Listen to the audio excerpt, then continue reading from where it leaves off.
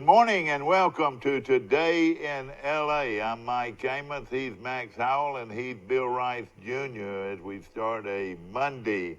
And of course, ladies and gentlemen, my good friend Max Howell is in town for a little business, and I said, man, you better get on over here to that show. And hey, he was ready to go this morning. We had a nice dinner last night and good fellowship, and of course, Bill Rice, always good to see you. Good morning again, Mike. And of course, I saw you at the basketball game this weekend, and of course, great weekend, except our team didn't win. That's the only bad thing. Well, I was so sad about Pike the Bullards coming up a little short against a powerhouse Tuscaloosa Academy team. But what was that final score? Do you remember the final I think score? they lost by about 13. They were in it, and then they TA pulled away late. TA has just dominated the basketball in that league for a long 50 time. years, yeah. Max, of course, ladies and gentlemen, is busy, but that's the way you want it, isn't it? Yeah, people ask me about moving around and getting a little bit older now, Mike, and, I always tell them I'm scared to slow down. Somebody might catch me. So I'm driving about 1,000 miles a week right now, and we've got a nice little business set up and growing every day, and have been really blessed with that. No question about it. And of course, Max and I go way back to the days of Troy State College football, and of course, he was very instrumental as a coach on the national championship team in 1968, and that was quite a thrill. And then, of course, you stayed coaching how many years? 32 years, Mike. And they coached a couple of pretty good guys. I mean, that old boy in Pensacola might have been pretty good, wasn't he? What's his name? I believe he still holds the NFL rushing record at 16,000 yards. We're talking about Emmett Smith. Yeah. A lot of guys don't realize what he did in high school, though. Because he was 9,700 yards and 165 touchdowns. Oh, he was a legend. I knew all about him in high school. Everybody knew about him in high school. Everybody wanted him. Max, answer this question. How fast was he? 4.5, the best he ever I didn't ran. realize he was 4'5". 4.5 ever, but let me tell you where he was 4.5 in one step. Yeah. And he could stand. He had great vision. Yeah. And we, ironically enough, we were number one high school team in America his senior year in '86, and Florida took 7 kids off that high school team. Yeah. We had 19 Division I players. We could have beaten most college teams. Our offensive front was 310, 320. Oh, our wide receivers were 6'4", ran 4.5. And our punter got a scholarship, and we only punted 7 times that year. If it was 20 yards or less on 4th and 20, Emmett said, pitch it to me on the corner. Did y'all ever lose a game? No? We got beat one time by 2 points. And we questioned it. Emmett had a badly turned ankle, and I didn't play him. And he wrote about that in his book. I wouldn't play him, but I knew what his future was. And I had no doubt I was going to take a chance on getting that kid hurt, man. We always talk about Troy producing a lot of coaches. Well, the head coach on that team was a Troy graduate. Dwight Thomas. And then your biggest rival was across, down the bay, and he was a Troy guy. Yeah. I mean, played quarterback at Troy years ago. It was amazing, Mike. We've talked about that before. That was one of the major reasons I transferred. Yeah. I wanted to coach from the time I was 15 years old. Yeah. I knew I wanted to do that, and I knew Troy had all the ingredients to turn out there. They had a great physical education department at that time, because that's the degree you had. And they would just turn them out. I was recruited by Troy when I came out of high school. Went ahead and signed with Auburn, and my granddad was the first licensed vet in the state of Alabama, so on my mom's side. So we had I had a. You were rich, weren't you? No. You lived in a brick house, didn't you? Let me tell you what we did. People ask that all the time. We were remember, this is right after World War II, and basically my granddad bartered. He had about a 5-county area, and there was no such thing as a large animal, small animal doctors. Yeah. He did it all. And I mean, I remember riding when I was 10, 11 years old, riding in the back of a pickup and going to a farmer's house. It'd be 100 hunting dogs out there. And we'd give them all, have to give them vaccination dogs. Yeah. So he'd barter for a half a beef or a hog or a basket of beans and peas. And, we ate well. Yeah, That's all I tell you. We had a lot of money. We talk about, here comes a call coming in. Good morning. You're on Today in L.A. How you doing? Hi, morning. Mike, we've got your good friend Max Howell on the show today. In person. What's up, Max? How you doing, Michael? How you doing this morning? Mike, I've always told Max that he had a face for radio. That's it. And people saying, God, that man sure does talk elegantly. Well, let me tell you something. You've been doing radio for how many years? I did radio 25 years, Mike. 25 years, and of course, have worked in some of the bigger outlets in the country and built a reputation. We were sitting out at the Marriott last night, and this guy came over, he and his wife. They had a child going to Troy, and they were visiting with her, and I said, one thing led to another, and I said, you know who Max Howell is. He said, Max Howell? Yeah, I have listened to you for so many years, and you know what I told him was, I bet you were in a traffic jam. Around Atlanta. Because, let me tell you, you talk about exposure. How many people you think listen to talk radio in Atlanta? I can tell you what we did. The Arbitron show, remember we were the only sports talk radio station there. When they flipped the switch, 400,000 on a day. Oh, man. So the only thing that we knew, Mike, and that was my whole forte going into that thing, is I get up at 3 o'clock in the morning to prep because the internet was just starting to come along, but I'd read 10 newspapers. Yeah. I could get them in the night before. You're right. Because the thing I could not stand is for somebody to call in and ask a question I didn't have an answer for. Right. Well, like I told you this morning, I couldn't find a advertiser anywhere, and Dothan Eagle, and we're sort of helpless sometimes, but not with you guys. And I got a radio guy, our contact guy right here. Mike, did you have a good weekend?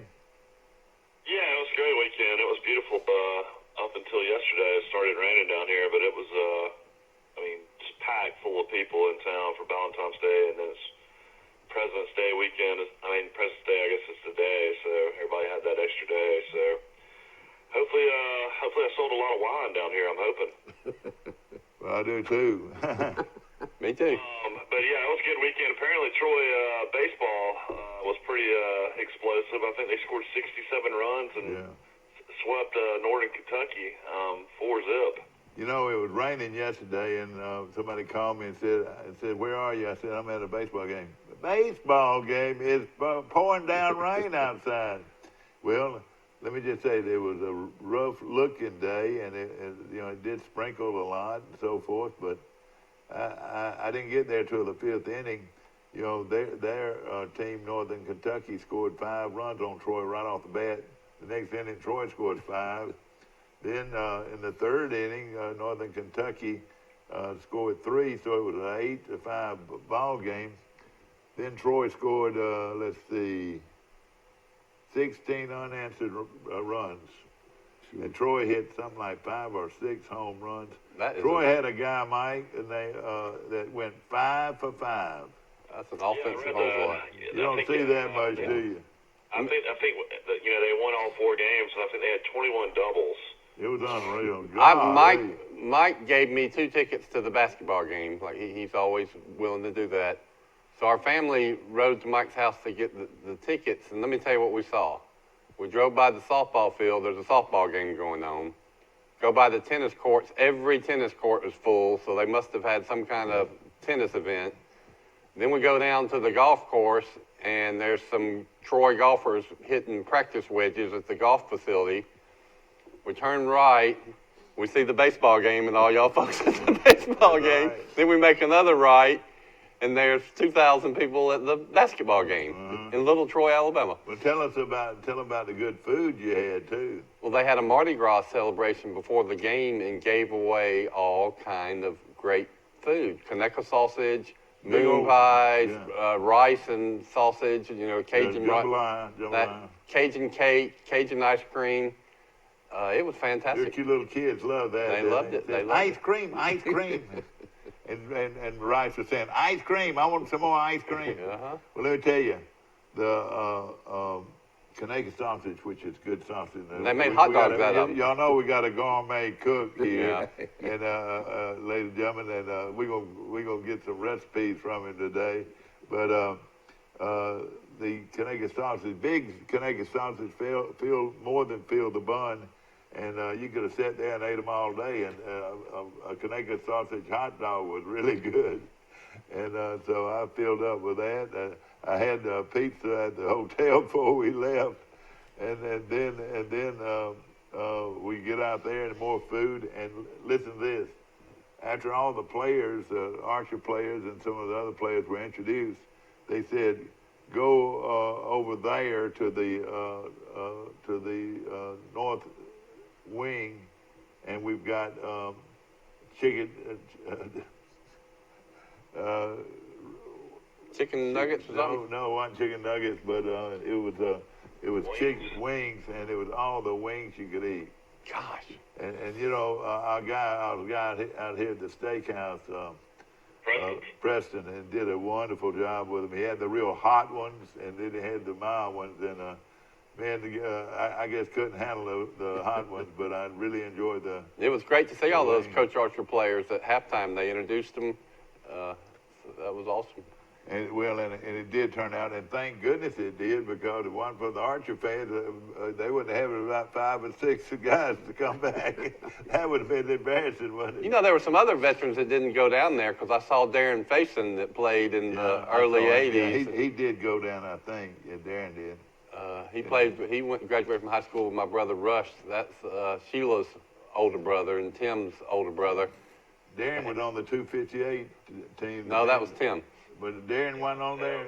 Okay. But Tim was good, but he wasn't as good as Darren. Darren was one of the best high school basketball players ever to come out of Troy. He shot the three, too. He could shoot the three. I think that was before they had the three-point line, but if they would have had it, he would have averaged a lot more points. Hey, you're right. I've always wondered what would have happened, Mike, as far as the score, if you would have had it. Well, they had the three-point play. They had it in about... Yeah, they had it. They had it. Yeah, about 84 or something? Yeah, because, see, what they do, they'd have a shot underneath, and then they throw it back out for three. No, I'm talking about like 1980, 81, 82. Oh, I'm sorry. When Darren played. When Darren played, yeah. Yeah. So you're right, they didn't have the three then. You know, Max, when you go to a game, they can push a button now, and they all the information of Max Howell will come up at the Hall of Fame in Trojan Arena. Wow. Yeah. In fact, I would like to take you down there and show you that. That's going to be there forever. You know, and some of your kin folks coming in. Let's see Max Howell. Well, tell the audience, Mike, that doesn't know about Max being inducted into. Max will be. Of course, we got. Hey, listen, I got Max till 8:30. I think he'll probably be mentioned. No, the reason he is here, ladies and gentlemen, Max Howell will go into the Troy University Hall of Fame, Sports Hall of Fame. On April the 25th, and what they do, they bring you in and then stick you in a chair and go straight up with you, asking questions about you and your life, and then they break it down, edit it, and put it on there. Mike, it's one of the best. I've been fortunate enough. I've been to the NFL, and I've been to several other states and all. This one is as well done and concise, and what they do is, I say, they sit you down for about an hour, and they tape everything. They ask you questions, show pictures, and all, and then they edit that down. And what that does at the ceremony is it keeps somebody from standing up there. And how many of you guys being rambling on? Yeah, some people ramble, think everybody from Aunt Lucy to grandma. Yeah, that's right. But and I really can appreciate that. And I've been to the last two down here ceremonies, and of course my college roommate John Fairclough was inducted last year. Exactly. So that was quite an honor for me. What a great man John is, and everything. And of course, Max will be here today, and of course we're glad to have him down here. I've been on the committee for the Alabama State Hall of Fame, and. One guy might do his presentation for 2 minutes, and one might do it for 15 to 20 minutes. Exactly right. And I've seen them actually come on up and make and try to get the guy's attention so he would quit talking. That's right. But at the Academy Awards, they start playing music when you go through. But at the same time, though, everybody wants to hear about these folks, so you will, of course. You along with several other inductees, and of course, again, that is on April the 25th, and we'd love for all of you folks to go ahead and buy your tickets. And Max would love to have you over there at his table. Is that right? Yeah, I'm bringing several folks from Mississippi down. And I live just outside Tupelo now, and I think I got 6 or 8 coming from up there. Down, really good friends through the years, and I think they all wonder how I got there. Well, let me just give you, and this is your life. And we'll self-proclaim today is Max Howell's day in Troy. We can do pretty much whatever we want to in regard to that. But Max, of course, the first time I ever laid eyes on Max was I used to go over there and watch Troy practice football, and I wanted to know who had those Popeye-looking arms and big biceps and all that, and it was Max. And at the time, Rice, back when Max played high school football, very few people ever lifted weights back then. Alabama didn't lift weights back then. But Max had a daddy that way ahead of his time. Evidently read the Charles Atlas review, and this young man started working out weights. And when you went to Auburn, you're probably the strongest man there. I was one of them. I wasn't a great athlete, but I was about 225. You were pretty, weren't you? Yeah.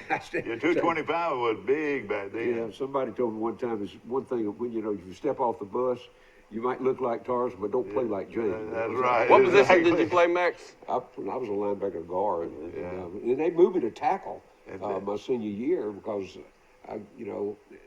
the talent level when we got to Troy really wasn't. We didn't have a lot of great players, but certainly enjoyed every minute of it. Really lifelong friends. Back when you played, Alabama could sign 100 players if they wanted to. Very true. I mean, 100. I know. And then it went to 60, didn't it? Yeah, 75, then 60, I believe. Yeah, that's right. And the best thing ever happened to college football, especially if you're a Troy fan, right, or whatever, is the 25 man limit that you can sign. So everybody gets players. Can I interrupt? This is Max's life. We've talked about Emmett Smith. He coached, NFL Hall of Famer. He also coached Deion Sanders, NFL Hall of Famer, who also played baseball. Is there a better athlete in the history of sports than Deion Sanders? I don't believe there is. Bo Jackson was pretty close. Well, they were built different, though. Yeah, that's right. Deion, a lot of people don't know this. He's the only guy in the history of sports that scored a touchdown and hit a home run the same day. Yeah, that is in a professional level. Yeah. But his best sport was basketball. Yeah. He got close to 46-inch vertical. Oh, he could stand under the goal and jump straight up and put all the way through his head. Isn't that amazing? I bet Deion was a better athlete than Bo, and that's sacrilegious. I mean, just because he could play basketball, Bo couldn't play basketball. Yeah. He could play baseball. Bo could play Yeah, baseball. Bo probably could have. Bo was the best running back around, but Was he on a track star like Bo was there? he could have been. Yeah, of course he probably Well, was. he was on the 4x100 national championship. He ran the third leg. Yeah, wouldn't that have been He's something? the electronically timed. I think the Reed kid that came out a few years later, bro. He actually in Tallahassee, Florida State, in 1987, ran a 4:15 electronic time 40. That is awfully fast. Bo was right around there, maybe even 4.9, 09 or something. Yeah, that was the. And of course, Deion, and for some reason we never played him on the offensive side. Yeah. Isn't that amazing? But we used never him. even run back kicks or anything? Oh yeah, he did. He scored 15 touchdowns his junior year. And the NCAA just kind of lets that go by. They don't talk about it. Yeah. Part of his contract, and a lot of people probably haven't ever read this. Part of his contract when he signed, he came out his junior year, was the Falcons were averaging about 40,000 a game. Part of his contract was any tickets they sold at a home game past 40,000, he got $1 a piece. Oh, and man. That next year, when he first went there, they averaged 65,000. So he was picking up 25,000 every Monday. That was a bunch of money back then. You're right. No question about it. And of course, we're gonna get into this, in our interview today. And of course, we want you to call in at 670-0052 and talk to Max Howell, one of the probably, if you rated sports analysts, especially football, Max Howell is as well known as anybody and has appeared on many, many sport talk shows. But I wanted to sort of start at what you did when you were young. Of course, you played for Coach William Clipson, and we've already talked about, y'all didn't have near the athletes that a lot of folks had, but you made great coaches. I mean, great Troy was coaches. putting out more coaches at that time than anybody else in this part of the country. When we could just go down the list, and of course, Sure. most of them, and you guys remember that when they graduated, went to Florida because the Exactly. salary was better. You got a better supplement. I went to Ozark. Yeah. Stayed a couple of years, and then went from there to Bay. Coached a couple of guys. One guy, Danny Grant, we know Was in the pretty Hall of well. Fame, And, yeah. and of course, the other one was the quarterback, Joe Kelly. Joe Kelly. Yeah, of course, after I got to Troy, the next step after Ozark was Bay High in Panama City. And listen, I think we had 7 SEC players on that football team. Oh, yeah. So and I stayed only a year. Came back. I was working on my master's at that time. Came back in the summer, and Dr. Earl Watson hired me on the staff to teach. And that was before Billy got That was here, right before. That was in that transition. And then when Coach Atkins showed up, then of course I showed up with him. Yeah, that was perfect. And so really owe some credit to Dr. Watson. No doubt. I agree. Who was one of the great, if you wanted to rate physical education people, or hyper people, as we call it back there, health, Physical education, physical recreation. education, recreation. Yep. He was one of the best in the country. But of course, he came out of the East, Buffalo, New York. Buffalo, New York. Yeah. And, we had. Let me ask you a question, Mike. You're the town historian, sports historian. Was that national championship in 1968 the biggest, most important sports accomplishment in the history of Troy? Without a doubt, before Nothing then, that came after would have probably ever happened. That's It right. changed, yeah. Before, let's just say this though. Before Billy Atkins, we were not very good, but when we had won some games. Like we beat Florida State 32-7 one time. But the winning thing in that program at that time, guys, that wasn't the emphasis. The emphasis was learning to teach and coach. Sure, it and that's was, what yeah. every day was. We were drill driven. The fact is, so we could take what we learned to the high school or college level. Exactly right. And that was a whole. When Billy came, the whole thing changed. It was Exactly. all about winning. Exactly. And I don't know how many kids. Even in those days, most Division I schools at that time were given 4-year scholarships. Yeah. We only gave 1-year scholarship. Yeah. And I remember Which was a smart thing to do. it was. And of course, Billy came out of that NFL background.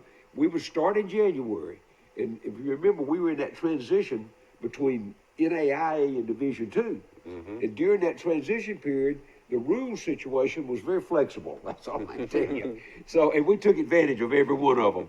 And Billy, I remember January 2nd, and we were in quarter system in, won a quarter start, and Billy get them all together, and he said, I'm going to tell you how it's going to be, guys. We got 40 scholarships. The last 40 standing gets a scholarship. Yeah. We practiced 4 days a week for 6 months. Oh man, for 6 months. Of course, Billy Atkins was a great player and came out of Auburn, national championship team, and He was captain of that team. And of course, played for the Buffalo Bills and was coaching at in Georgia at the time. Jordan High School, School, and. Is that where he was hired from for Troy? He came from high school to Yeah, coach? that's right. He'd been there 1 year. And, that was the smartest move Dr. Adams? Troy ever made, because he just turned the program around tremendously. And of course, how many years? 3 years, won a national championship. Yeah. He came in 65 and 68. Yeah, We won that's it. right. Should have won it in 69. Al Head inherited that's the right. job, but he got hurt. Al Head from And Troy. we were on the way to, and of course, then we ended up with Longley and Rainey was filled in, and we just didn't have quite enough to. I think we were 8-2 or something like that. A lot of people need to know this. Of course, Al Head played at Charles Cincinnati School. He was a great quarterback and could run a little bit. And but if he hadn't got hurt, he could have led us to a national championship. I mean, that's how good Al Head was. Absolutely. Oh yeah. And here's the thing: a lot of people. Al was one of them. Of course, Ronnie Shelley, and we took a couple of kids, Rusty Ninus, and I'm thinking maybe a couple more. We didn't take many high school kids. Yeah. Billy was out of that free agency background in the NFL, and as soon as we got here, we went on the road recruiting kids from the SEC. Yeah. Kids, remember this, in those days, SEC players couldn't be married. If they were married, the coaches, they frowned on it.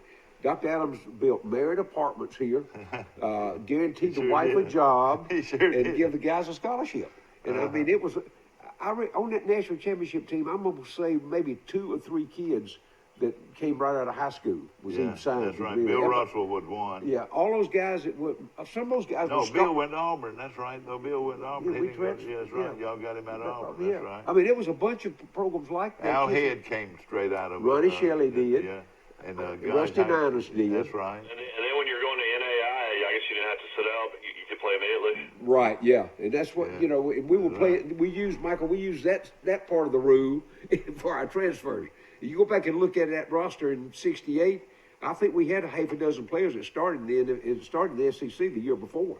So our talent level was increased amazing. tremendously. But I'm gonna tell you guys, what won the championship for us was Billy Atkins brought the West Coast offense for us. We were throwing the football against a 3-deep zone. In a 3-deep zone, we put 5 receivers in there. They didn't know what to do. I mean, I can't tell. I had to carry a rule book in my hip pocket. When they called timeout, the opposing team, I had to go out there. And 9 times out of 10, they were complaining to officials that we were running illegal formation. I mean, we'd run 2 backs out of the backfield on one side. Sure. I mean, we had Doug Taylor was our tight end. He was another freshman kid. Guy came Right. out of, We'd back him off like what's now called an H-back. Well, the safety, they didn't know we'd do 2 wides on both sides and a back in the backfield. He scored 7 touchdowns one night against Willamette in a playoff game because they didn't know who to cover. right. I can see it. So it was 63 to 10. I think it was. Innovative in every way you could be innovative. Absolutely right, and it was really Had the great most fun. players. That team could have played with, against a lot of people. Well, you know, I think the turning point of that was in '67. We go to Northwestern out at, and they were 1AA out in Louisiana. They had 6 or 7 NFL players, number 1 in the country. We played in front of 25,000 people that Saturday. It was their homecoming. Yeah. And another one of my jobs was, remember at that time, we started off with 4 coaches, and then Bill Marsh left and went to Birmingham, so just 3 of us on the staff. So my job was that when we showed up to the team for the team to play, I'd always see them, and Danny and that bunch liked to play with a plain ball. They didn't want to strike the ball. Yeah. Didn't matter if we played night or day. Even at night. Yeah, it didn't matter. They wanted. So my job was always go to the opposing coach as soon as we got there and say, Coach, here's the ball we want to play. We'll rotate them out each time. And I remember we went out there that day and it was raining like crazy. That coach, all of them sitting back there, they smoking big cigars and all. They said, I was 25, 26 years old. They said, son, we don't care if y'all play with a Nerf ball. Well, I went back and told the players that we had them 25 nothing at halftime. Yeah, exactly. And then of course you beat probably one of the greatest wins really in Troy history during the regular season was when you beat that team from Louisiana 52-0. Oh, McNeese. McNeese. Oh, They had a great team. They were. They just beat the devil out of them. I don't know.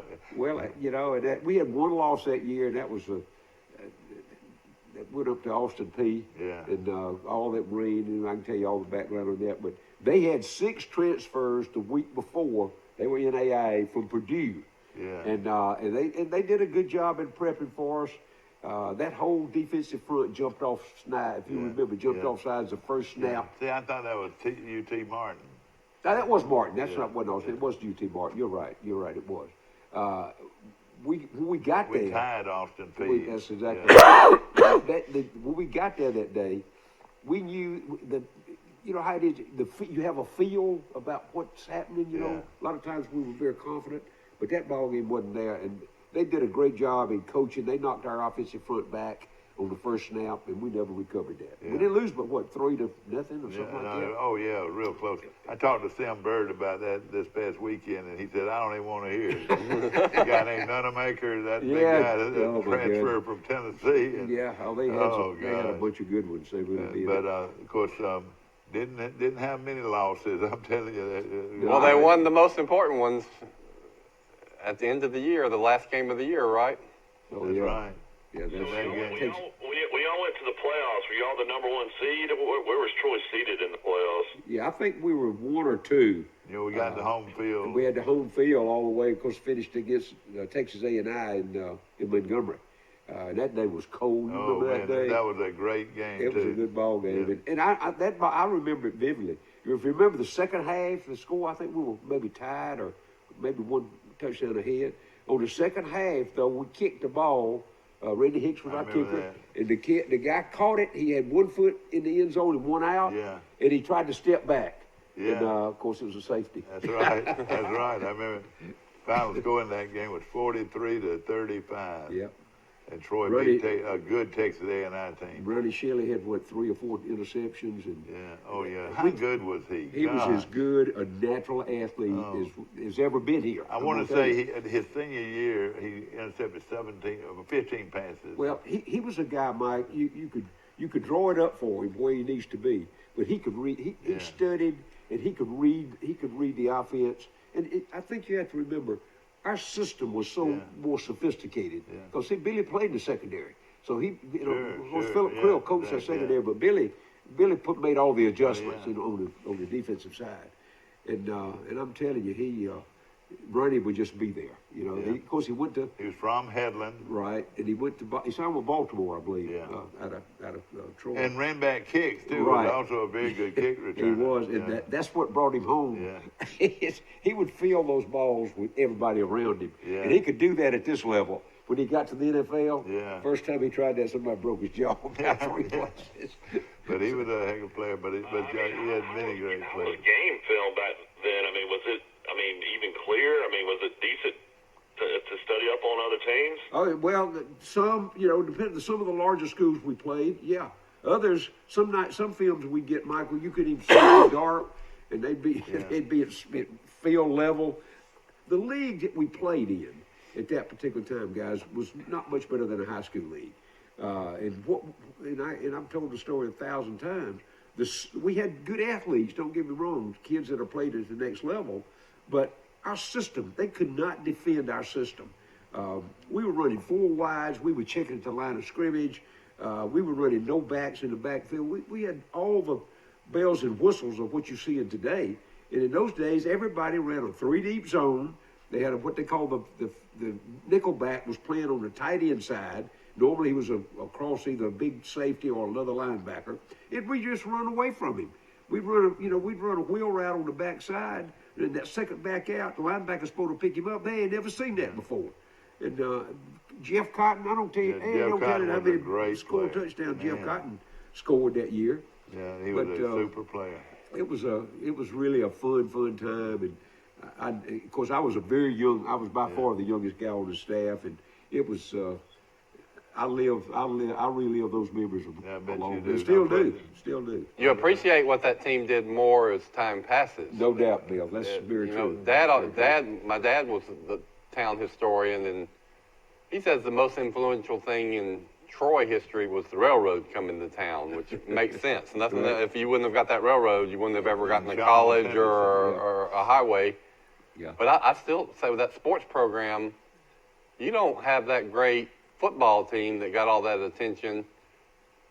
You don't later have Coach Gailey winning those national championships, and you might not have Chase Riddle winning those national championships in baseball, and you might not have that move to Division One. Let me just say this: the word it was competitive.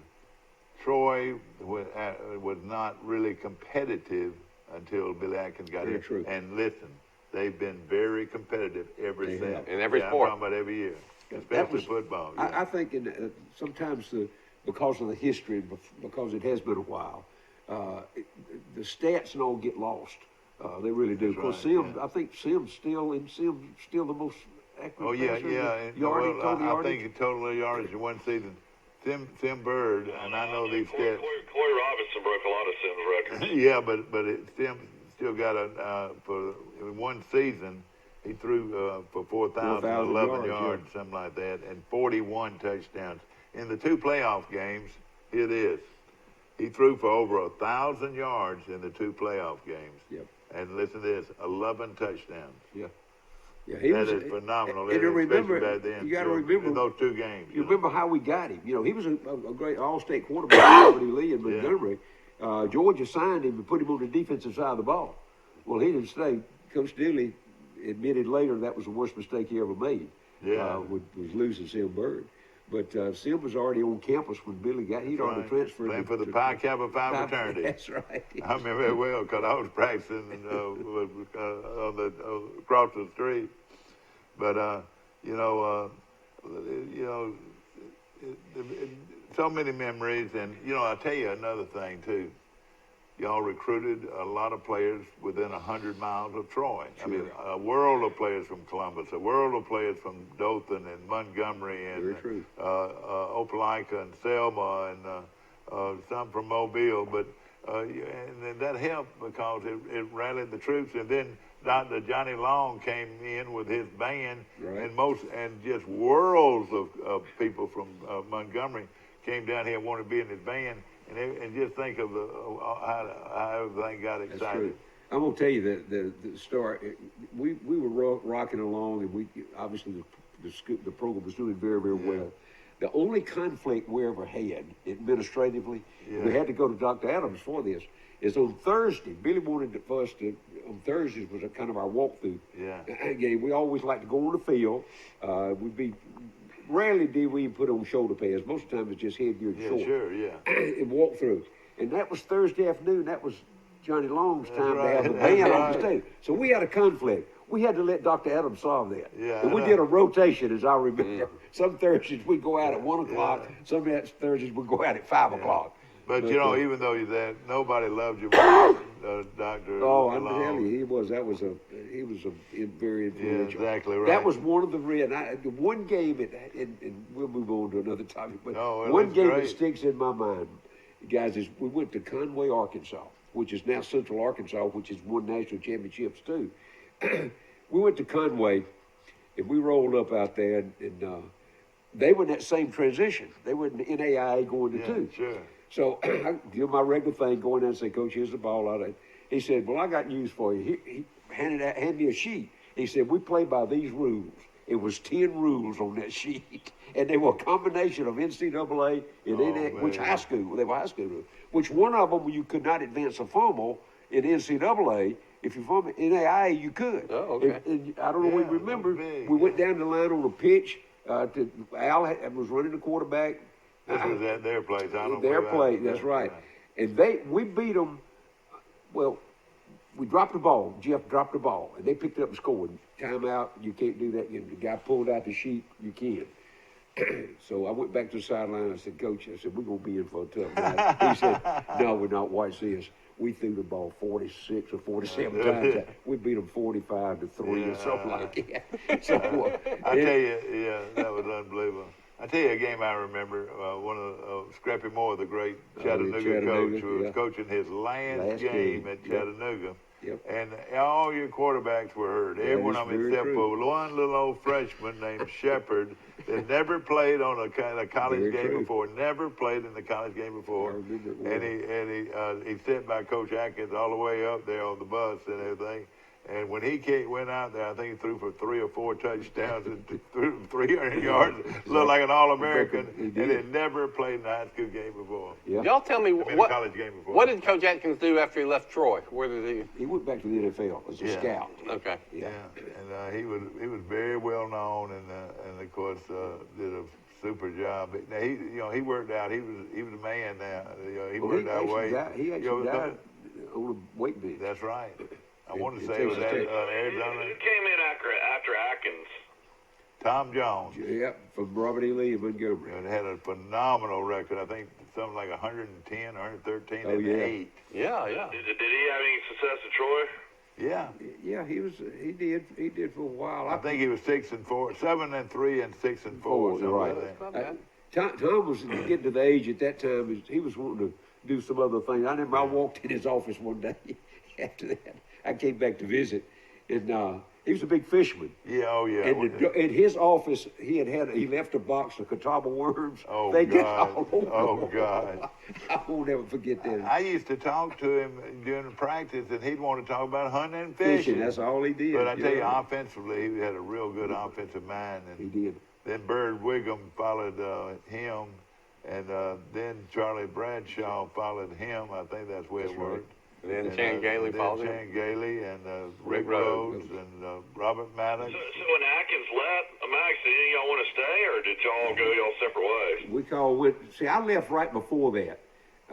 I'd had 2 kids by that time, and you know, we were financially they weren't paying very much here, and I took a principal's job at a high school.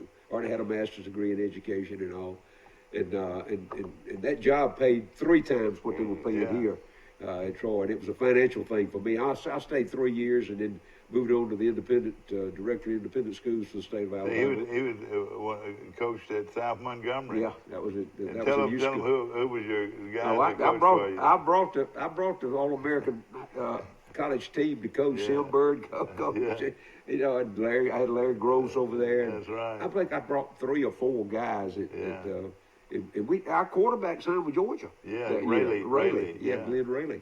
Yeah, big So guy. we had a good stint. But to answer your question, Mike, I'd already gone. I'd been gone a couple of years when after Billy decided to leave, and that's when they started the transition. But the impact that was made from 65 to 71 really is a thing that reset the direction for Troy's athletics. Ladies and gentlemen, if Billy Atkins was able to do what he wanted to do, Troy University would have been 25 years ahead of where we are today. No telling. I mean, we might have these big stadiums because he could have built it. You know, he was a tremendous man, and of course he had great vision. You know, he did. He from Millport, Alabama. Yeah, a little bitty town. Yep. In fact, that's where Michael's mom-in-law's from. From Millport. Millport, Alabama. Yeah, she's from Pickens County. Millport. Yeah. She went to Alabama, was Alabama, Alabama. And of course, let's move on, ladies and gentlemen. What we're going to do, we're going to take We need to talk about the high school teams. A lot of exciting basketball went on up during the weekend, too. Yeah, we want to. We're going to take a short break. We'll be right back. At Marguerite's, we've been designing and crafting custom jewelry for 4 generations. It's an art for master jewelers. There's really no room for error. It doesn't matter how big the diamond is. You don't expect anything less than perfection. What matters is quality, beauty, and value. After all these decades, your engagement ring is still our greatest pride. Marguerite's exquisite jewelry.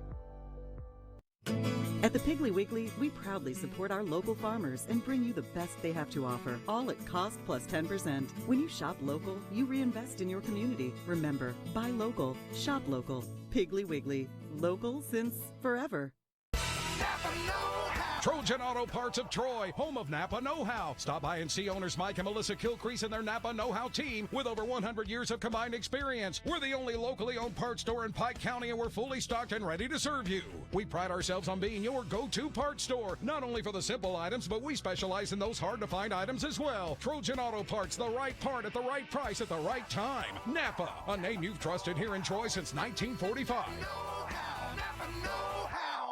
Big discounts, big selection, and really big deals. It's the big pre-owned sale. Only at Premier Chrysler Dodge Jeep Ram. Pre-owned vehicles start at $29.95. Over 50 vehicles under $15,000. $29 down. And you can drive today or take advantage of payments starting at $99 a month. That's $29 down. And payments starting as low as $99. From Montgomery to Dothan, the best pre-owned deal are at Premier Chrysler Dodge Jeep Ram or online at PremierChrysler.com. Nobody beats a Premier deal.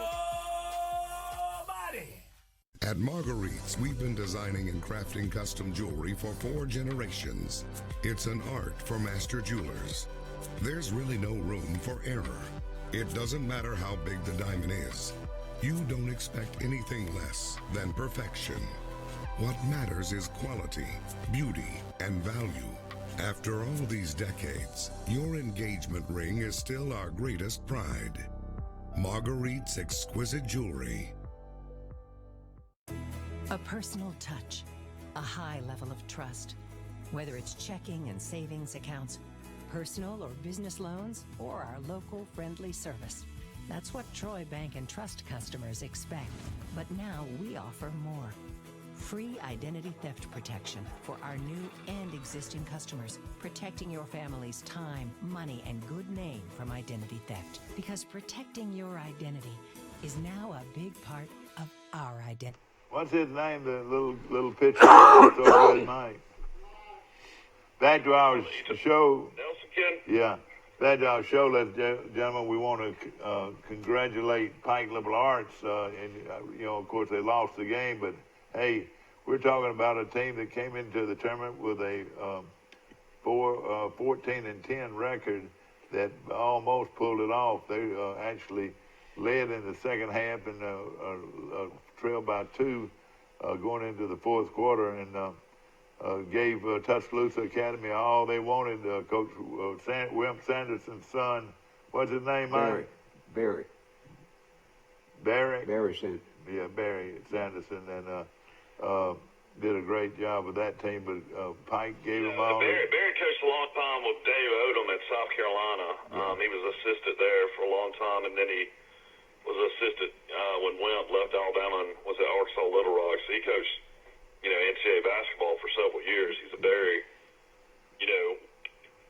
well-rounded, coach, and spent a lot of places. And of course, he was born and I guess raised in Tuscaloosa. So I guess he wanted to get back to Tuscaloosa, and TA offered him the job. I think that's 18 state championships now in basketball for Tuscaloosa Academy. Yeah, they're really, really good. No question about it. Their greatest player of all time was a guy named Pete Chilcutt. Yeah, played at Duke, didn't he? Or played at North Carolina. Played at North Carolina. And he played in the NBA, too.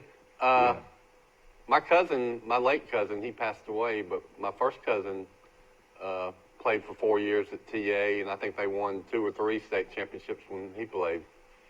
And then I remember going and watching Robert play, and Ray Perkins' son played, and I was at one game, and Ray Perkins' son was out there, and Ray Perkins sat right behind me at the TA basketball game. Well, I tell you what, Coach Ponder, you talking about a coach now. He's the young man that won 2 straight baseball championships and looked like he's got a great chance of winning another one because of the players that got coming back. But he did a super job with this team, and I know the people at Pike has to be excited about him as a coach. And let's see, O'Brien was only senior on the team. Then they had Nelson and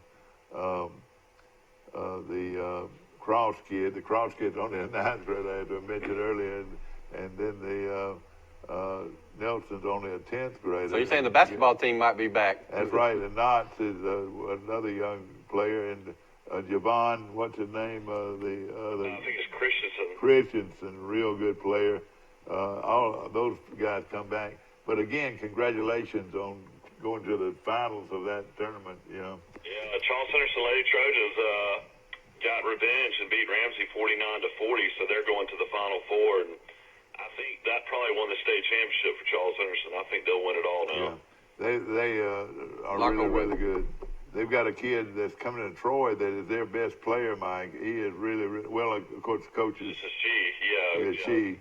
Yeah, Moore scored 26 and had 15 rebounds. Yeah, she's coming to Troy. Wow. Everybody talks about Davenport, and Moore played, I guess, in Davenport's shadow, but it turns out she's having a big time year as well. Yeah, Davenport plays at Rutgers out of Charles Henderson High School. But this phenomenal thing about this Charles Henderson team, they're. What's funny is you got one that plays at Rutgers, and then a kid that played high school at Charles Henderson. Plays at St. John's. How's that happen? St. John's. Whoever was recruited needs to be spanked. Yeah. They need to be spanked. But you're right. No question about it. And we're just proud of this program. But bless their hearts, Charles Henderson High School, 27-0. Wow. They won 27 in a row. And how many they lose last year? One game last year or something? That's right. Well, they had the the great player was, ineligible. Yeah, they weren't eligible to play, and I think that's when they lost their games. Yeah, no question about it. Of course, we're talking to Max Howell, ladies and gentlemen, and Bill Rice Jr. is also here. And Max, of course, longtime friend. And in fact, I was playing at Charles Henderson when you were coaching at Carroll of Ozark, and Listen, we did something that was just almost impossible. We shut out Danny Grant, and you remember that? Kelly, Frank Sadler, Yep. the late, great Frank Sadler, came up with a defense to stop Kelly, and I think that was, Well, I think we might have blitzed. We probably blitzed 10 guys. No doubt. I mean, you run that inside. You had two linebackers right, that's inside. right. I forget now. It's kind of a split six. You're exactly right. Look, You're I remember exactly right. well, man. I mean, because they, in fact, a lot of times they'd get the quarterback before he could even turn around. You know? Exactly right. Yeah, And, of course, we didn't have in those days. We didn't study a lot of tape. And had we seen that before, we could have adjusted the blocking on it, but. We did do it. You know, to bring that subject up about blitzing, you remember the great defensive coordinator at Mississippi State that blitzed every down. What was his name? Joe Lee Dunn. Yeah, Coach Sadler coached Joe Lee Dunn in high school and at Columbus High School, and evidently they might have learned it back then, but.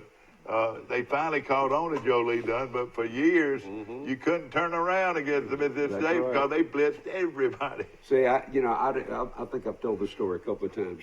When Frank was offensive coordinator at South Carolina, and Joe Lee was the defensive coordinator. That's right. Well, I was at Florida State. We was getting ready to play.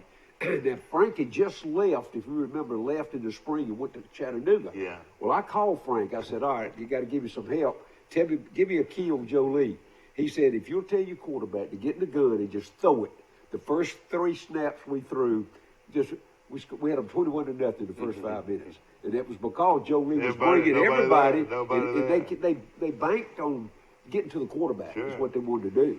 And I give Frank and I laughed about that a long time. I gave Frank credit for that win. You know, the way I describe the offenses today, when I was a kid growing up, or more than anything, playing PE football, 2-in-touch, football.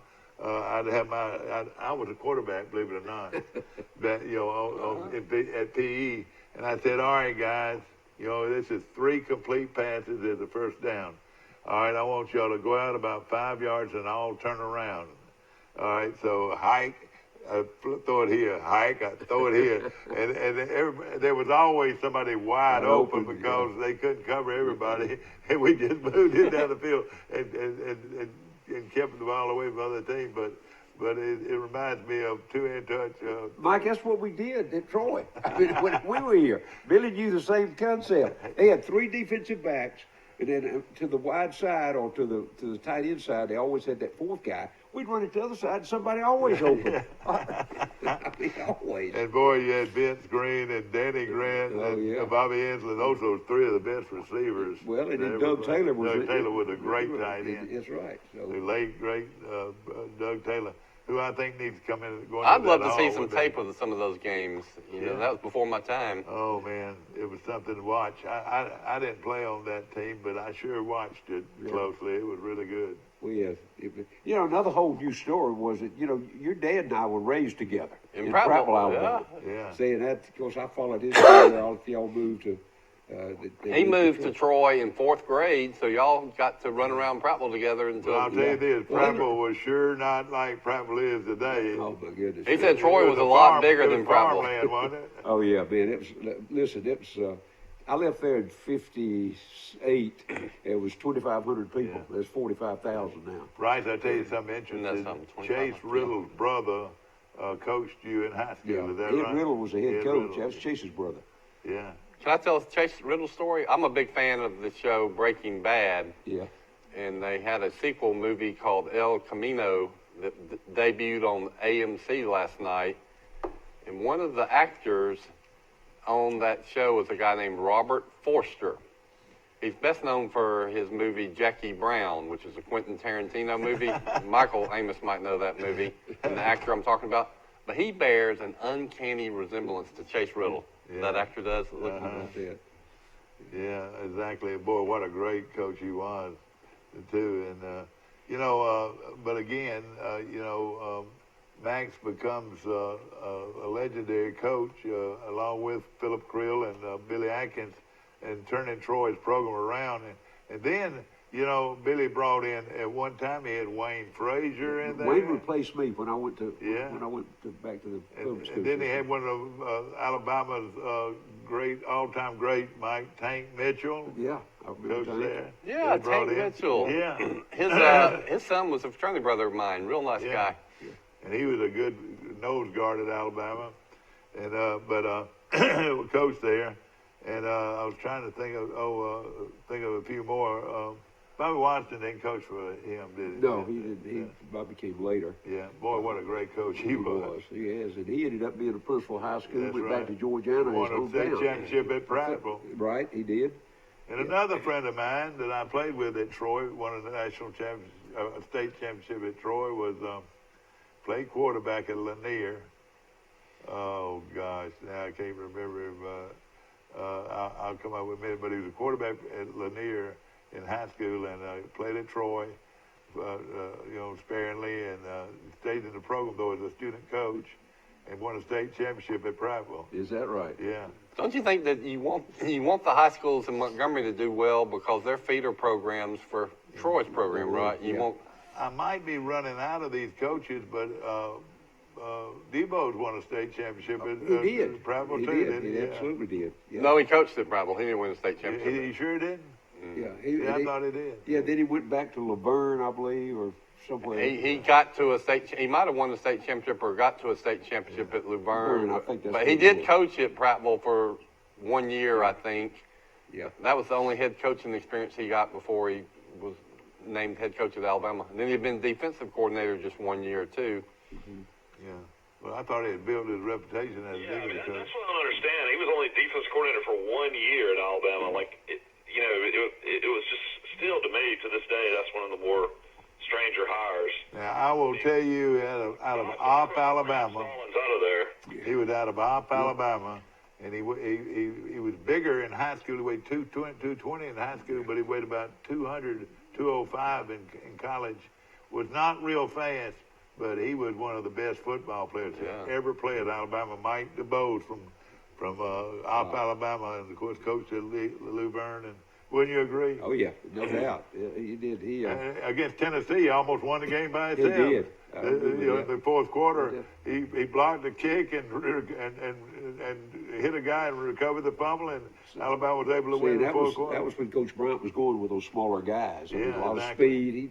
He already had identity with speed.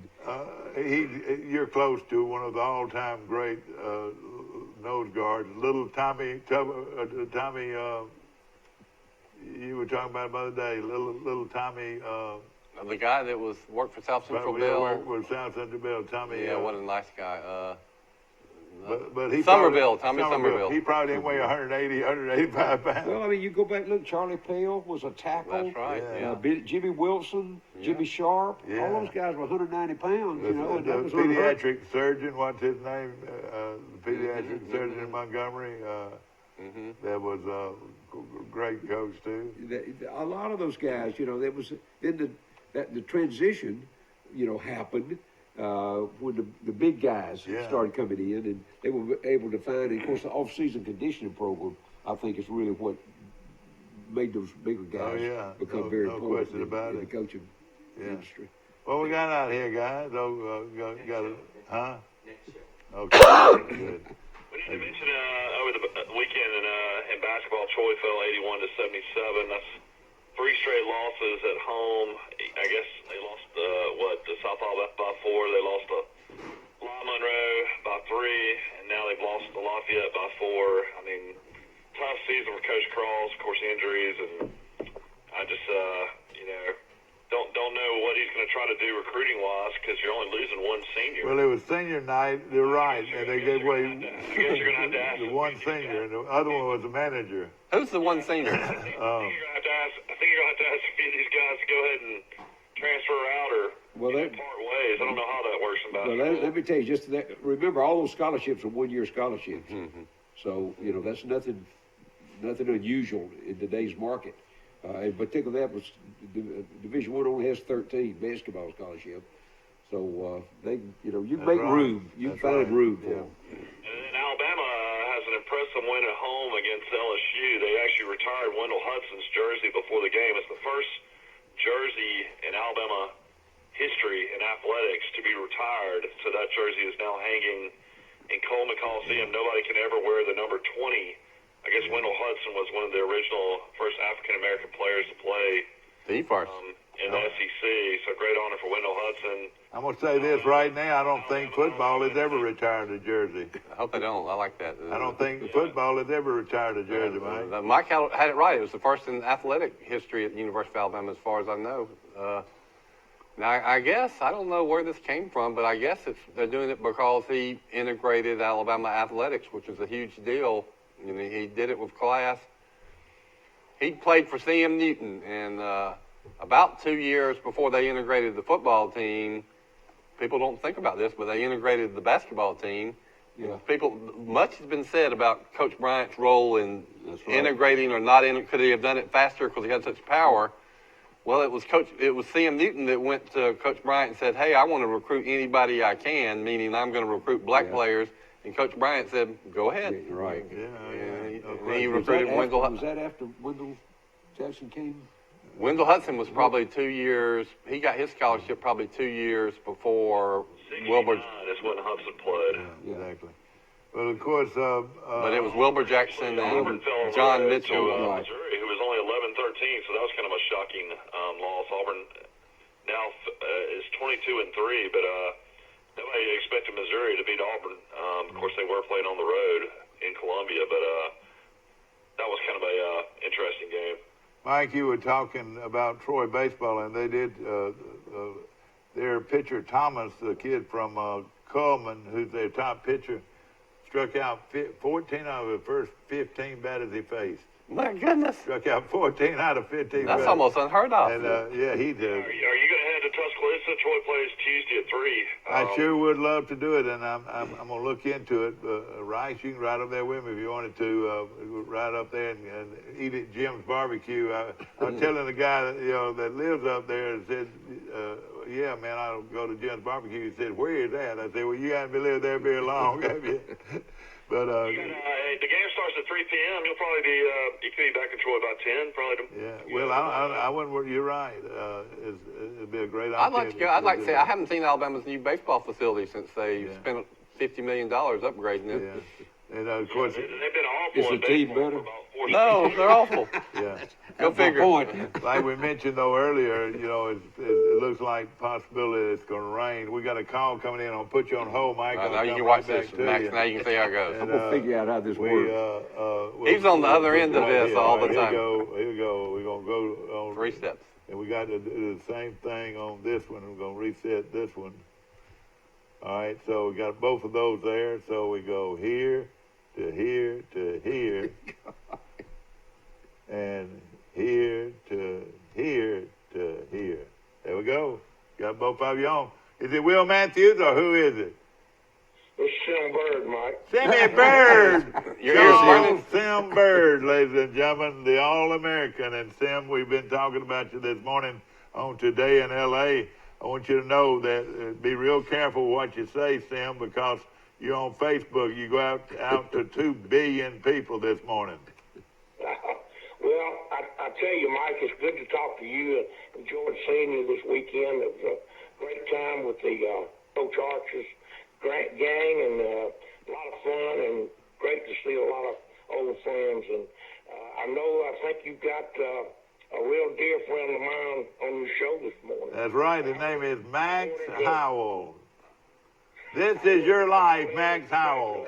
Well, he's certainly deserving, and I'm just so happy for him. And Coach, I just appreciate all that you've done for me and all of my teammates, and you put us in the in the history book, and I really appreciate it. And I know I'm speaking for all the guys, and I know how they feel about you, and we wouldn't have been possible without you. So congratulations, and so deserving. Sim, thank you so much. But I can say the same thing about you guys. Remember, I wasn't but 3 or 4 years older than you guys at the time. I know. That's right. Exactly. And I don't. That dawns on me, obviously, in today's world, when we get a chance to visit from time to time. Yeah. But what a great experience that was. And we've talked about that some this morning where you've had a chance to listen, but we talked about that. Not only do we have some really good players, but you know better than anybody. Coach Atkins brought a system here that this league had never seen before. And it was almost comical. And, you know, how many times we call timeout and laugh sometimes at the defense that they were trying to put against you.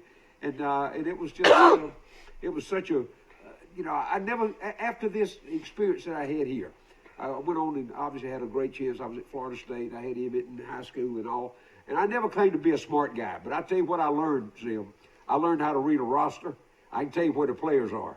And as you well know, that's the bottom line. If you got to get them there, then you got to coach them up. And we got some players, and y'all coached us up. So it was all a big success. You know, Tim, I can name every one of those guys, and because all of them were players. I mean, there was very few of them that could not play, and the athletes that came in here were just amazing. And of course, your record of 4,011 yards and 41 touchdowns still stands. Well, I was very fortunate. As you mentioned, I have around some great athletes.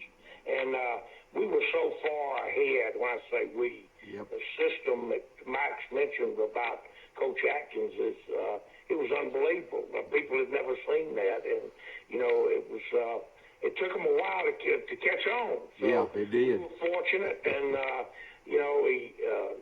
we finally, we fumbled going down the stretch, or I did, and we almost stumped our toe, but we got a break and got in the playoffs, and, rest is kind of history, and I'm just thankful that, that I was able to be part of that and be associated.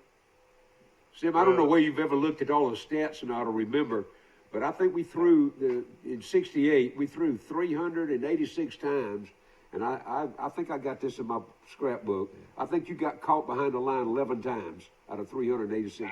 I think that's all, and most of those were times I just didn't get it off. I had plenty of time, but we had a great offensive line.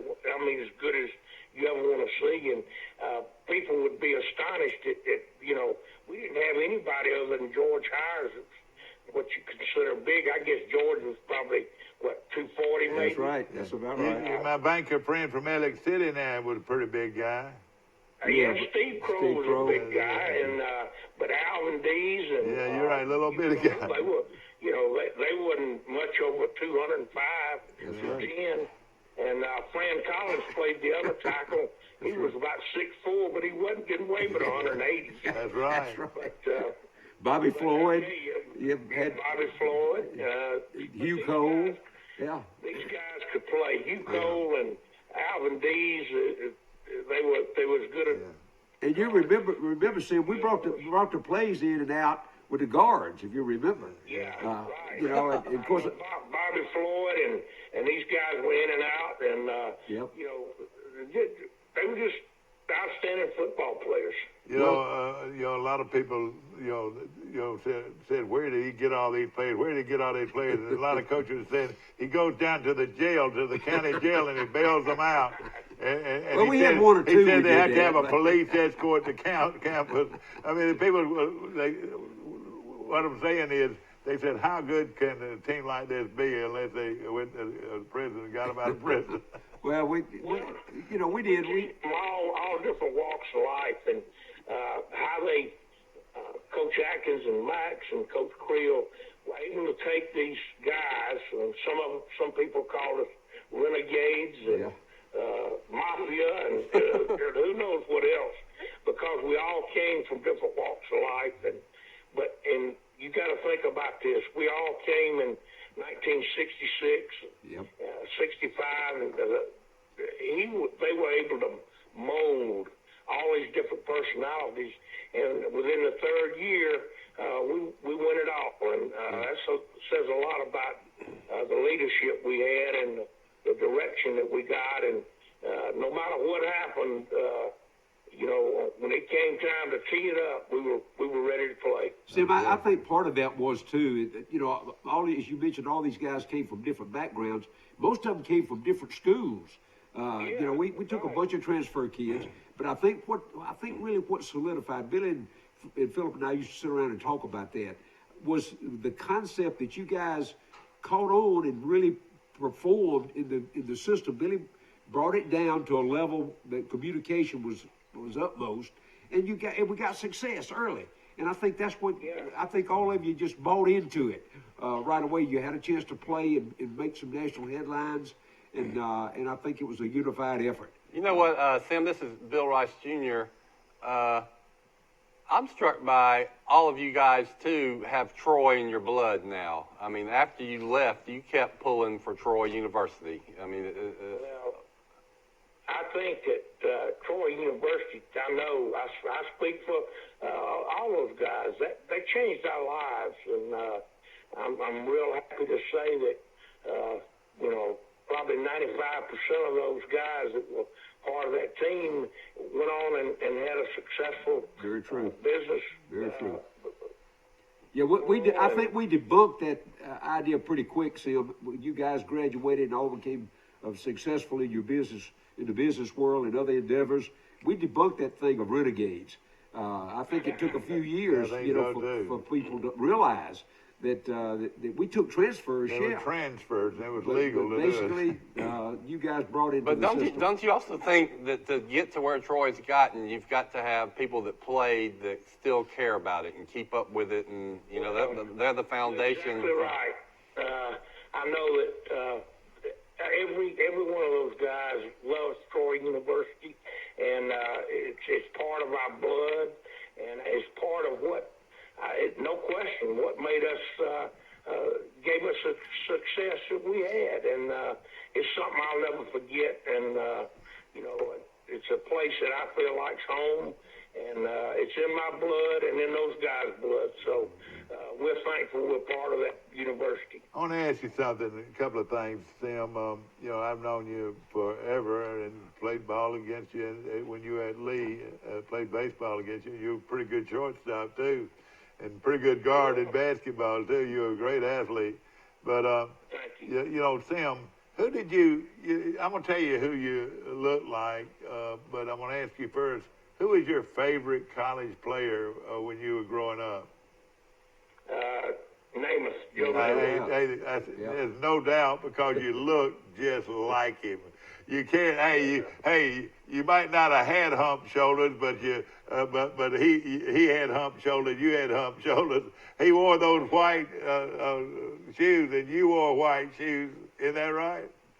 That's right. And your mannerisms were just like Amos. I mean, you carried yourself, and is that sort of like? I always try to look like Mickey Mantle, but I couldn't wear that number 7 like he did, Well, I was honored to be able to wear number 12, but I never was Broadway Joe. But well, you look like him, though. I guarantee you. And he was quite an athlete, and heck, everybody has a role model or somebody they want to be like. Exactly, yeah. Certainly mine. Well, the year y'all won that national championship at Troy, I think, was the year that the Jets won the Super Bowl and shocked the world. Super Bowl, I think you're right. Yeah, exactly. And have you ever met Amos? Y'all ever been around each other? A couple of times. I met him once at the Hall of Fame, and I ran into him at the airport in New York, and we spoke for a few minutes. He's a very classy guy, just as easy to talk to as anybody you want to see. Danny Grant, Vince Green, Bobby Ensland, those are 3 of the best wide receivers you'll find, and then a tight end, one of the best in the country. You had 4 big-time receivers, and then you had those backs coming out of the backfield. How good was Jeff Cotton and J.A. Williams? Well, I'm going to tell you, they were outstanding. Jay Williams is one of the toughest guys, and Coach Howell will tell you. I'm telling you, he was as tough as they come.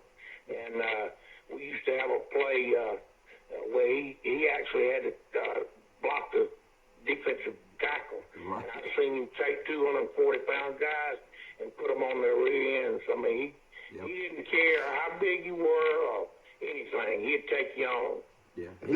And that attitude, Sim, went through, you know, he's had some health issues in his life. As of recent. He's still he's just like he was when he played.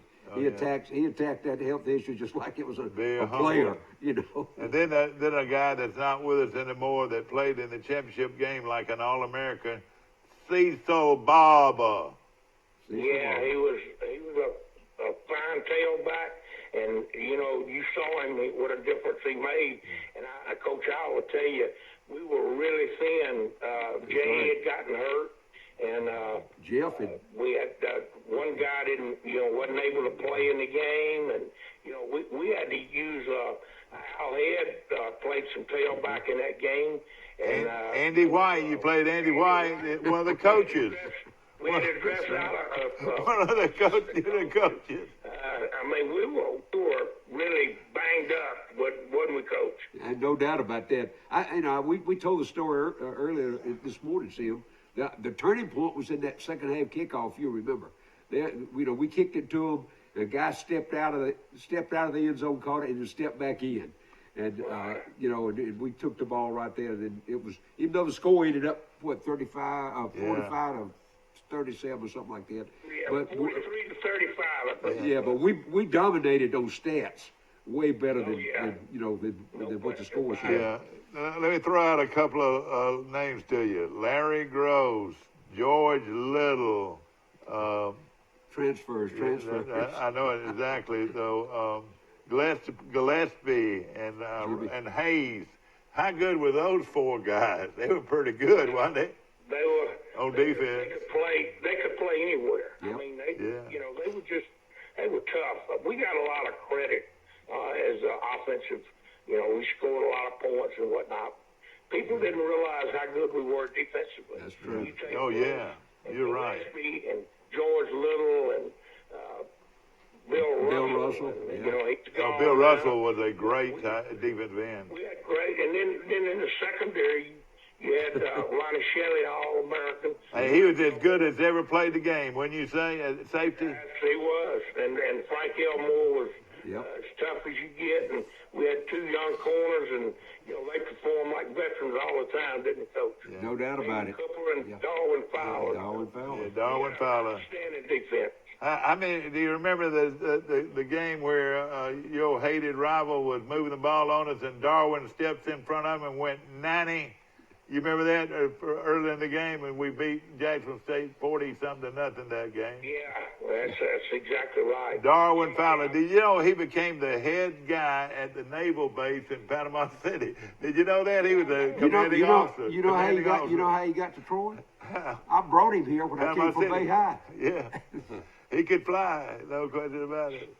I want to mention, Mike, it's a dear friend of mine and one of our outstanding players, and a guy that loves Troy.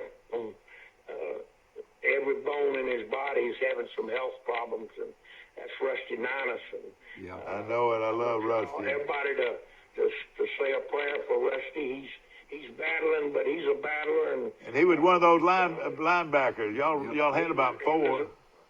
He was a linebacker and an outstanding football player, but he was just a quality individual, and still is. Yeah. And this health issue, he's going to beat it. But I wanted to mention Rusty, and I'm glad you did.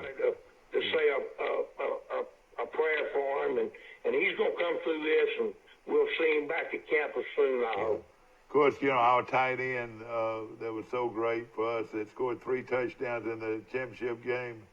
You're no longer with us, Doug Taylor. How good was Doug Taylor? He's a Hall of Famer in his own right, don't you think? Right, he is, and Doug came to us from South Carolina, transferred, and he immediately stepped in, and this Coach Al will tell you, he made a big difference. He was a very smart guy, and he was strong, and he ran his routes to precision. He blocked great, and when I needed to go to him, he was there. Right. And, he played a big part in what our success was all about. Sam, you remember that against Willamette, we spread them out and flexed him a little bit, and the safety always went the other way. I think he caught like 5 or 6 touchdowns that night. That was the semifinals of Sim, and I think y'all scored 63 on them. Yeah, we did. Coach, you remember we went to Jacksonville in '68 to play them up there. Yeah. And I remember I had to sit by Coach Atkins, because he's going to go over the game plan and whatnot. And so we were, I guess, getting kind of close to Jacksonville. He said, "You think we could go the first half maybe and not even go to the huddle?" How about that? And I said, "Yes, sir, we can do that." And he said, "You think we can do it?" I said, "I guarantee you we can do it." Yeah. You checked off every play anyway, didn't you? But Sam, if you remember, this, we'd be up on somebody by the third quarter, and he'd come down there and said, go out there and tell Sim, quit throwing it. I'd call timeout, I'd come out there, and this is what I'd tell you. I said, Coach Atkins says, quit throwing it. And I paused, and I said, but if you see an opening, throw it. that main... We got to the line of scrimmage and started that game, and they didn't know what to do. No, they didn't. They were cussing one another and get over here. Yeah. And we just kept going. We never went to the huddle. Yep. Let me ask you this. Man, oh man, all-time football all time. Danny Grant was as good one man-on-man as anybody's ever lived, wouldn't you say? He was so unbelievably quick. I can't believe that, people say, well, how good was he? I'll just tell you, he could play anywhere. He was that good. And could jump and had great hands. See, that's another one. See, he's the one I had him in Ozark. Yeah. He went to Chattanooga. Remember, we were trying to get him. That's when we got Brinsfield and Alvin and Danny. We got a package deal. We played Delta State in Ozark your first year, and Danny was, of course, from Ozark. He scored 3 touchdowns. And on the last play of the game, ladies and gentlemen, man on man, about 10 yards away, Tim Bird dropped straight back to pass, and Danny Grant, I wish you could see this, did this right here. And then he turns, and the ball was in the air before he made his turn. Y'all had done that in your sleep. You knew you were going to score, didn't you? Oh, yeah. We won the ball game. No question we were going to score. In fact, Coach Atkins said, you got any idea what you're going to do? I said, yes, sir. All right. Well, you mean he asked you that? Yeah. Yeah. Hey, one thing kind of funny about that, we were leaving the field at half, and Danny had just caught a long 49 yards. I remember it. 49 yards. And, I walked up by him. We were walking through the gate, and I said, well, where are you going? He said, I'm going to the dressing room. I said, hell no, you need to stay out here. You're going to play in the band the second you got to keep anything else. But that was one. They had a guy named Jack Gregory that played 15 years with the Browns, right. and they were good. But he ran back a punt in that game. This is him playing in Ozark now. He came out after half. Yeah. And kicked off, and he ran a kickoff. Yeah, okay, kickoff back, yeah. For a touchdown. So, big day for him. But that's the kind of guy he was. Him and Bob Enslin and these guys. And Green, Vincent Green. Vince Green was a great one, too. Vince Green was the same way. Yeah. They had great speed, great hands, and they were all tough. Yeah. I mean, they would go across the middle and take it.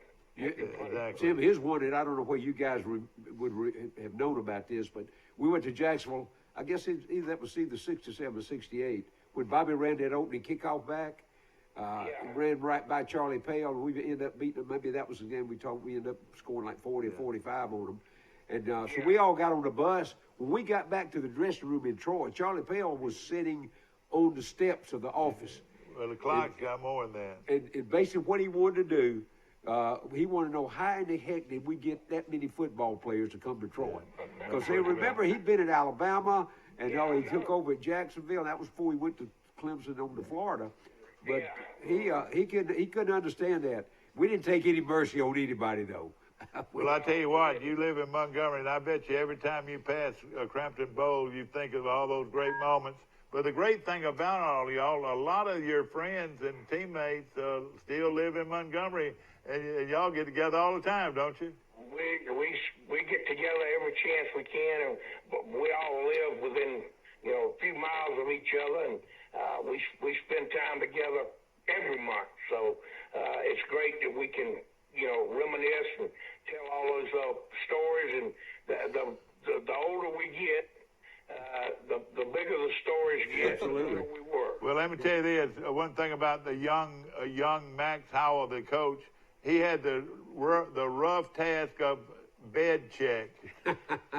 That was every night. That was a chore, wasn't it, to find out where everybody was? And that wasn't so bad. It was after a bed check, I'd go home and get a phone call. Somebody be still out, and slip back out. I bet you there's some stories that can be told about that. Oh, I can tell you, I can write a book. On the fourth floor of Alumni Hall. You ought to write a book, The Fourth Floor. And I'm going to tell you who was the ringleader in that was Don Hatcher. I'm going to tell you. Yeah. And George Little. They were, I'm telling you, there's some stories we wouldn't want to get into, but you're right. I tell you what, when I look back on it, it's some great memories, and you know what I think I'm most proud of is that we laid a foundation to all of the team and the coaches. That's right. The university. What we're experiencing today, you look there and you look at that stadium and the new football complex and the new arena and all the wonderful things and the success we're having. I'm just thankful that I was part of that. Well, you were a big part. Sam, I want to thank you publicly also. I'm sitting here today mainly because of the things that you guys accomplished. And I can't thank all of you enough for that. Well, Sam, thanks. I wanted to call in and tell Mike, Mike's a dear friend of mine, has been. I used to go to his house.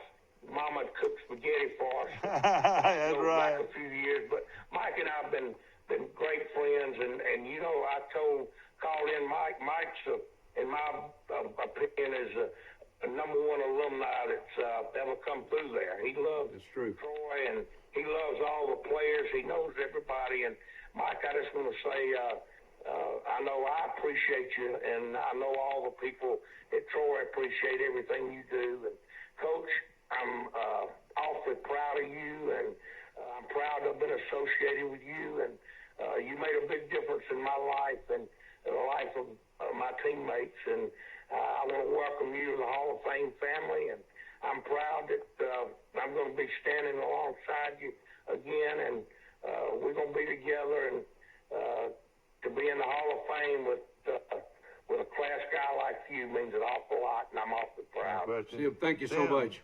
Thank you for your call, Sam, and want you to call back again sometime. Thank you so much. Okay, thank you, guys. Right. Thank you. Ladies and gentlemen, I hope you've enjoyed the show. Congratulations. This is your life, Max Howell. Mike, I appreciate it. And, of course, ladies and gentlemen, we'll stay tuned for the Wiley Sanders Truck Lines show, and one of the top shows in the country, featuring the greatest truck company in the world, Wiley Sanders Truck Lines in Troy, Alabama. Hope you've enjoyed today's show. You can watch us again at 1:30 today. Great show. Congratulations. Thank you so much, Mike. Have a great day. My pleasure.